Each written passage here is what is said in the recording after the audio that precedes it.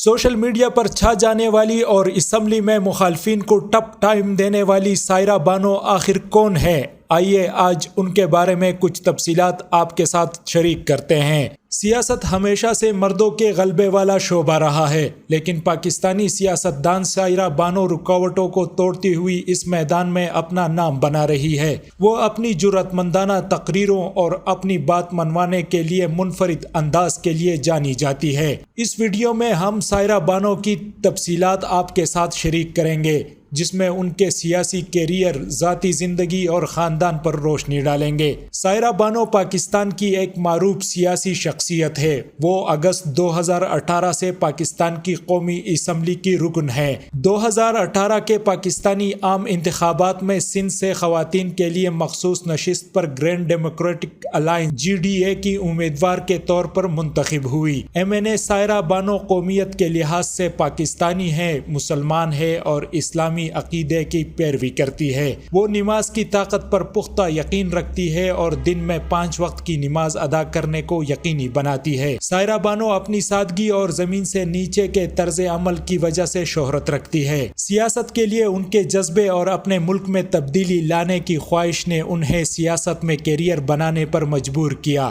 ان کی تقاریر ہمیشہ فکر انگیز ہوتی ہے اور وہ پارلیمنٹ میں اہم مسائل اٹھاتی رہتی ہے۔ سائرہ بانو سانگڑ، سندھ، پاکستان میں پیدا ہوئی، تاہم ان کی صحیح تاریخ پیدائش تو معلوم نہیں، لیکن ایک اندازے کے مطابق وہ 50 کے لگ بھگ ہی دکھائی دیتی ہیں۔ سائرہ بانو نے اپنی ابتدائی اور ثانوی تعلیم سانگڑ میں مکمل کی۔ اس کے بعد وہ اعلیٰ تعلیم حاصل کرنے کے لیے کراچی منتقل ہوئی۔ سائرہ بانو سوشل میڈیا کی سرگرم صارف بھی ہیں۔ ان کے ٹویٹر اکاؤنٹ پر ان کی بڑی تعداد ہے، جہاں پر وہ مختلف مسائل پر اپنے خیالات کا اشتراک کرتی ہیں۔ سائرہ بانو کا تعلق پاکستان کے صوبہ سندھ کے ضلع سانگڑ سے ہے۔ وہ ایک معمولی پس منظر سے آئی ہے اور آج وہ جہاں ہے وہاں تک پہنچنے کے لیے سخت محنت کی ہے۔ اس کے خاندان کے بارے میں بہت کم معلومات دستیاب ہے، کیونکہ وہ اپنی نجی زندگی کو نجی رکھنے کو ترجیح دیتی ہے۔ سائرہ بانو کے شوہر کا نام کلیم اللہ ہے۔